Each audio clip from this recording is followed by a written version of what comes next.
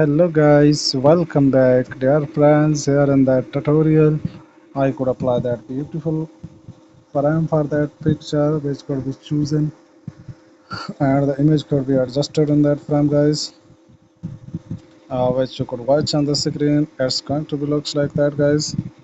Here we could apply that draw option friends, and I could go on that shape options where a beautiful pictures could be drawn on it guys. It will be filled with different colors and pattern guys, and I have to fill it with that one color guys. Now different kinds of colors will try to fill in that shape guys, which is here, and now I have to fill with that one guys, and further I have to put it in that one shape guys.